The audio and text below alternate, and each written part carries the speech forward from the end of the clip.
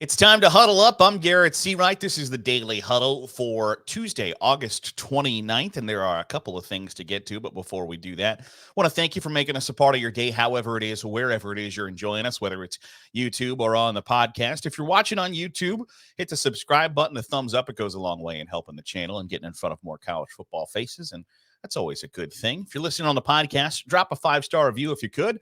Let us know how you think we're doing, and we'll read your 5-star reviews here on the show within reason. Please don't make me regret saying that out loud. Couple things to get to today. We're going to chat about Ohio State named a starting quarterback. Is it the right decision? And was Ryan Day asking the right people for their opinions? We'll get to it. Jim Harbaugh poking the bear. Kind of like it, kind of don't. We'll chat about that. And also, where we begin today's show is there is an inconvenient truth at Colorado. For my big kid job, I work in the media, so we get pitch stories sometimes, and generally it's like I don't care. But I got an interesting one this morning. There's a sports book that says 55% of the bets on the Pac-12 champion, on who the Pac-12 champion will be, 55% of their bets are for Colorado, and that floored me, flabbergasted, whatever word you want to use, because it is crazy to me that 55% of the bets are for Colorado. And I imagine that there are a couple factors that probably go into that. One, just the prime time factor of the teams that have made noise in the college football offseason. Colorado's not only tops in the Pac-12, but might be tops in the country. And then also the odds are, I can't imagine, are very good for Colorado to win the Pac-12. So you toss $5, $10, some people 100 or $10,000 on Colorado to win the Pac-12, and it seems like a fun bet. But in a year where it's almost assured that Colorado is, I don't know, 6th or 7th on the pecking order of teams who could win the Pac-12, it seems crazy to me that 55% of those bets are for the Deion Sanders coached Buffaloes to win the conference. And one, I think that shows the power of off-season or just public relations, just getting excitement, building excitement, and having people be interested in your program. Because the inconvenient truth is that Colorado's probably a 4-8 or 5-7 team this year. And Deion Sanders, I firmly believe that Deion Sanders will work some magic there. It just isn't going to be in 2023. And getting them to 4-8 or 5-7 in 2023 might already be working magic there. Not a good program before he got there. And I know that there are differing opinions, if you will, on how he has operated since he got there. Was I really a fan of him showing up on the first day and basically telling folks, you might as well get in the portal because I'm bringing my luggage and it's Gucci or it's Louis? Okay. Not a great look. But at the same time, it was not a great program. You got to flip that thing around. I get it. But they're a 4-8, 5-7 team in 2023. Your non-conference is TCU, Colorado State, Nebraska, which isn't a meat grinder, but you're on the road for TCU, a team that played the national championship game a season ago. Nebraska will be better in 2023. And Colorado State, I think, will be a little bit better, but is potentially a game that Colorado should win. But on the road to start the year, the first game you got with a boatload of transfers is a team that played for a national championship last year in the first quarter. That's a yikes. On the road, it's tough. Then their schedule does them no favors. They're at Oregon and then home for USC in back-to-back weeks. So the two schools who are probably favored to win the Pac-12, and the Pac-12's frankly best two chances to make the college football playoff, back-to-back weeks, one of them on the road. Ouch. Later in the season, at UCLA, home for Oregon State, back-to-back weeks. UCLA is going to be all right. Oregon State is going to be one of the surprise teams in the country. That, to me, feels like 4 losses immediately. Then they finish the season at Utah. So you got 5 games against teams that are ranked in the preseason top 25. You've got a roster full of transfers, and the guys that didn't transfer were on a team to win 111. So not exactly a recipe for win the Pac-12. And that's okay. Deion Sanders doesn't have to build a winner this year. Just because you completely retooled that roster doesn't mean things are going to be perfect and championship level in 2023. They're just not. But as long as you can kind of fight through that adversity that you're going to preach about to your players over and over and over again, you should be okay. It wasn't going to be a 1-year resurrection and things were, and Colorado was a national championship contender. It just wasn't. That there were things outside of coaching that were bigger problems for Colorado than just Carl Durrell's not a very good coach. There's more to it than that. I think they're going to get it figured out. But the fact that 55% of the bets to win the Pac-12 are for Colorado flabbergasted me. Because, and I've mentioned before, I'm not a betting guy. I don't need to lose money for me to figure out that my opinion might be wrong. But at some point, to make money at betting, you got to be right? And while it might be fun to dream about what a big payday it would be if you put a little scratch down on Colorado, at the same time, is it even remotely likely that they are going to win the Pac-12? No. If I said to you, where would you rank Colorado without putting any money on it to win the Pac-12 in a list of Oregon, USC, UCLA, Oregon State, Utah, Colorado? They're last. So if I put 5 schools above them and they're 6th, what's the probability that they leapfrog those 5 other schools, not to mention the 6 other schools we didn't mention, to win the conference? It's not likely. It's not high. This is easy. Colorado, I will generally shy away from making super definitive statements. I'm almost never going to call for a coach or a coordinator's job or that a player should be replaced at their position. I will make the definitive statement that in 2023, the Pac-12 champion will not be the Colorado Buffaloes, and that's okay. But for 55% of the bets to be on them,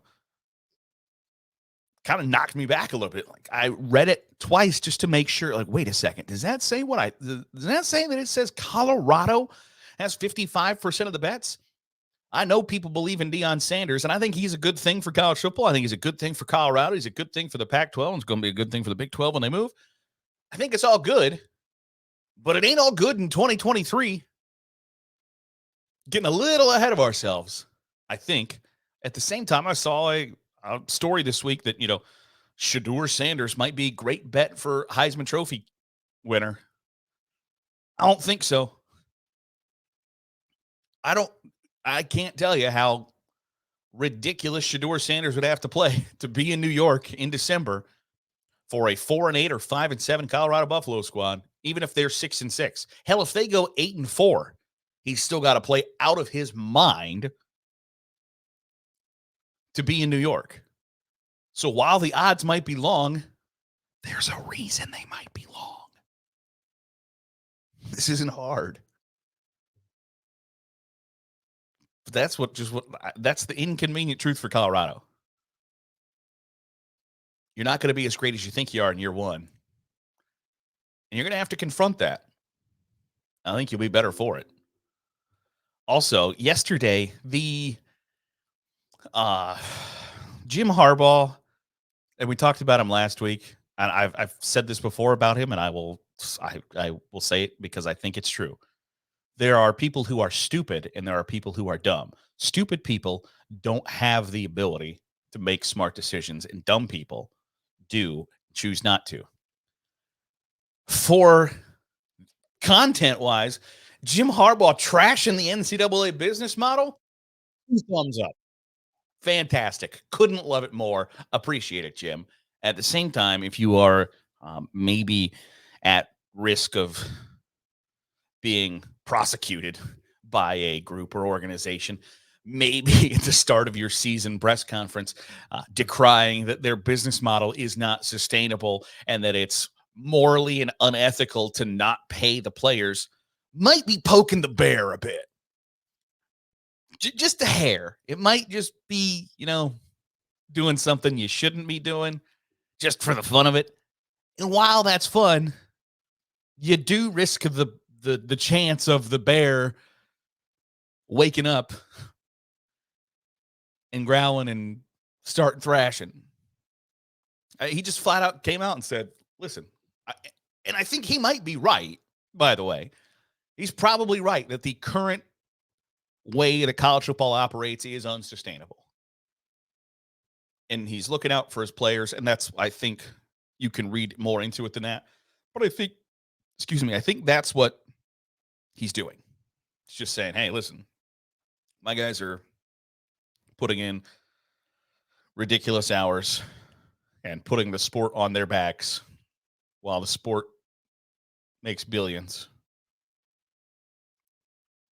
And they get a free education that they don't value. Now, you could argue that they should value that free education. My rebuttal to that would be, if they were student athletes, and believe me, there are some college football players who are student athletes, and there are college football players at Power 5 schools that are student athletes. But the way the system is constructed is for them to kind of not be student athletes. Their first priority should be athlete. And for Jim Harbaugh to just come out and say, this isn't sustainable, we've got to fix it, about the organization that is putting together a list of things that he's done wrong after negotiating for a quasi plea deal to admit to the things that he's done wrong, for him to go, no, and then the university say, yes. It's quite the situation. And I don't know that Jim Harbaugh made it any better yesterday, but I can't pretend that it sure isn't interesting. It sure isn't just the most riveting thing you can see is somebody. And there is another scenario very similar to this in the non-sports arena. Wink, wink, if you catch my drift, that it's playing out very similarly. If the person is kind of egging on the people that are going after them. It's dumb. It's not bright. It's not smart. Isn't a great idea. But I'll be damned if it isn't entertaining. And that's pretty much all we're looking for. But Jim Harbaugh is essentially going poke, poke, poke to the bear. And I think maybe the reason is because he doesn't think the bear has any teeth. That'll be fun to watch play out. Finally today, Ohio State has named a starting quarterback, which I'm not surprised. And there was a lot of run-up to this of consternation, not only from Ohio State fans, but from college football fans and reporters in general of, there was all sorts of speculation. And speculation is fun. I can't pretend that it's not. I'm going to sit here on this podcast and speculate all the time. Speculation is a good time. But there was speculation that, the longer this goes, it might be Devin Brown. Kyle McCord's going to start. And that should not be a surprise to anyone who pays any attention either to college football, to Ohio State, Ryan Day, or quarterback battles. If you believe that the two guys are equal, generally you go with the one who's been in the program longer. It's just the way it shakes out. So there's no surprise there that was probably always going to be the likely conclusion. And it might not be fair in a quote unquote actual quarterback battle that the tie goes to the more experienced guy. That might stink, but it's generally how it works. Now, the idea that this was a tight quarterback battle, and it appears by all accounts, that it is a tight quarterback battle. The idea that the longer it went on meant the tighter it is always was a bit, um, I don't know if disingenuous is the word, but it felt incorrect. A few years ago, Ohio State's quarterback battle between Justin Fields and Chris Chugunov lasted until like the third week of August, that Ryan Day hadn't officially named Justin Fields a starter. If you haven't noticed, Justin Fields, the Heisman Trophy finalist, first round draft pick, wasn't named the starter over Chris Chugunov, who you went, who? When I said his name, was not a quarterback battle. It's a Ryan Day thing. And that's okay. It's all right. But there was just so much angst in the Ohio State fan base of, oh my gosh, he still hasn't named a starter. That means both of them stink. Hold on.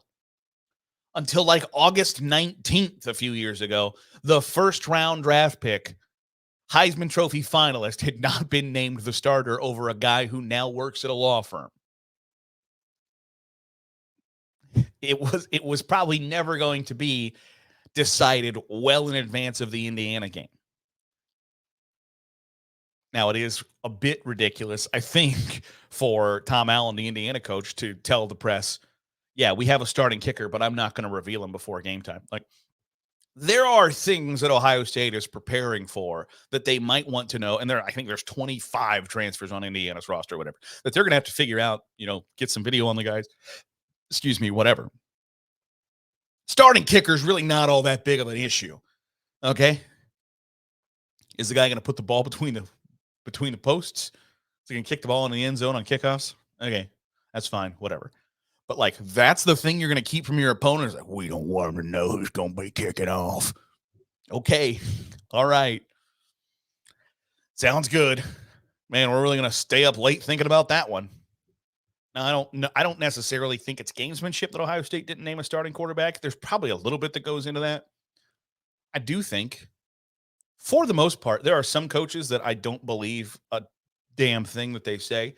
And there are guys that I believe the overwhelming majority of what they say. And Ryan Day, for me, falls in that second camp, that I believe what he says to a point. Now, sometimes you're like, okay, that's bullcrap. That's malarkey. That's bullcrap. But when he says neither one of them has won the job, neither one of them has lost it, but neither one of them has won it either. He said before that the offensive staff was split. And I believe him when he says that. But are you asking the right people? Because Ryan Day has never said how the team feels. Now, I'm not naive enough to think that he hasn't had those conversations, but I think it's a possibility. Because here's the thing, the old adage, that if you have two quarterbacks, you have none, and that nothing will split a locker room faster than a quarterback battle, because guys have opinions on who should be playing and who shouldn't, who should win the job and who's the loser. At the same time, that inherently shows that your players know the answer to the question. If the question is, which one of these two guys should we pick, and your answers are split by your offensive staff, and I believe Ryan Day when he says that, isn't it really easy to go ask Marvin Harrison Jr., who, in my humble opinion, is the best football player in college football? Isn't it very easy to say, Marvin, I need to see you in my office real quick. Sit down. It's really simple to ask two questions. What do you think we should do? If you were me, what decision would you make and why? It's that simple. If you have the best player in college football, hey, buddy, who would you like us to have throw the football to you a lot this year? He's got an answer. Everybody on the offensive line has an answer. Every single running back. The guys on the defense, they know what the answer is. They all have opinions. And it's no different than at your job. If you've got some decision to make at your company, You've got an opinion on it, and your coworkers have an opinion on it. And if a good chunk of you feel one way and the company does the other thing, what do you think happens? You lose morale, you lose faith and trust in the people who are making the decisions. Every football team knows who their starting quarterback should be. Even the guys who are biased. I might not like this guy, but I can't pretend like he's not the most deserving. Every team has it. And to think otherwise is foolish. Now, I'm not dressing down Ryan Day because I think Ryan Day probably has a good enough relationship with his players that he can go ask that question, at least enough of them to get a feel for what they think. Because for every coach and quality control assistant and GA that Ohio State can put on the field and watch tape and assess and analyze who's playing quarterback, there are that many, there are 5 times as many scholarship football players and walk-ons who are going through the exact same things going, man, do they not see this? Do they see that? How do they think that this is even a battle? And it very well could be so tight that nobody can make a decision. And maybe there is no wrong decision. Maybe both answers are correct. But the players in the locker room know who the starter should be. And it's not just Ohio State. It's the same thing in Alabama. It's the same thing in Georgia. It's the same thing on every college football team. If there's a battle going into week 1, everybody on your team knows who should be taking the snaps, who is better equipped to lead the team, who is better equipped to lead the offense, and who has performed better throughout fall camp. It's just the reality of the situation. They know. I just wonder if they've been asked. Because that would be an easy tiebreaker, right? If you say, hey, our offensive staff is split down the middle. A couple guys think it should be this guy. A couple guys think it should be that guy. Well, what do your players think?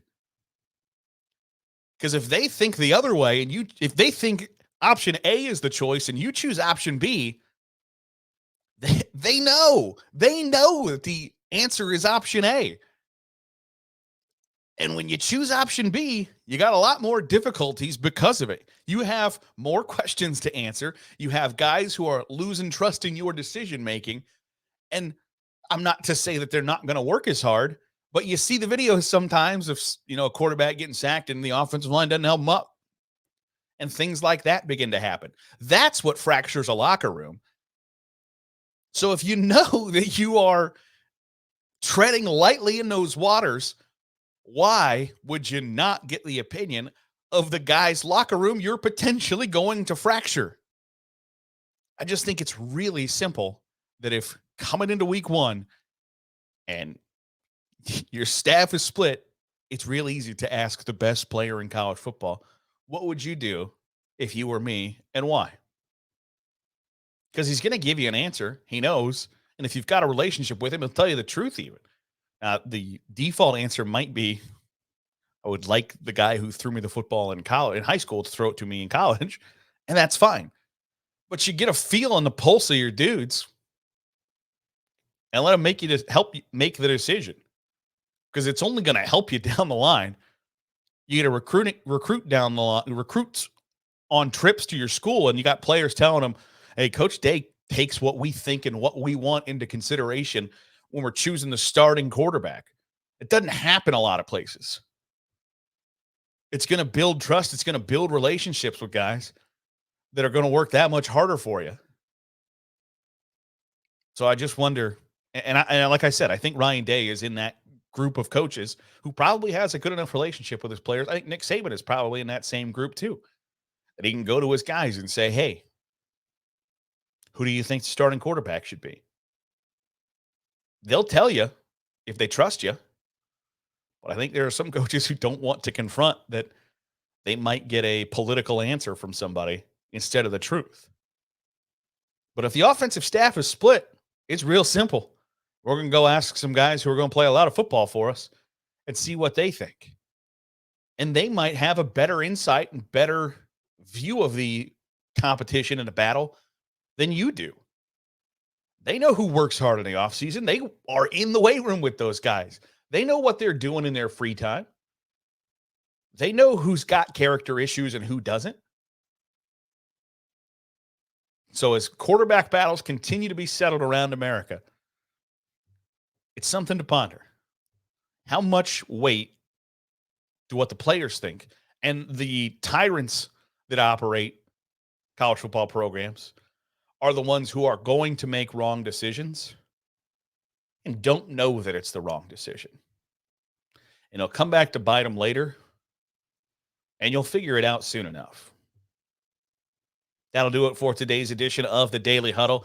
I'm Garrett Seawright. Thanks for making us a part of your day, however it is, wherever it is you're doing so. Check us out on SaturdayGlory.com as the football season gets under full swing for the entire country here in week one. So much content being pumped out on SaturdayGlory.com. If you're watching on YouTube, hit the subscribe button, thumbs up. It goes a long way in helping us reach more college football fans, and that's always a good thing. If you're listening on the podcast, drop a 5-star review. We'll read them here on the show. Again, this is the Daily Huddle. I'll catch you for tomorrow's episode right here on Saturday Glory.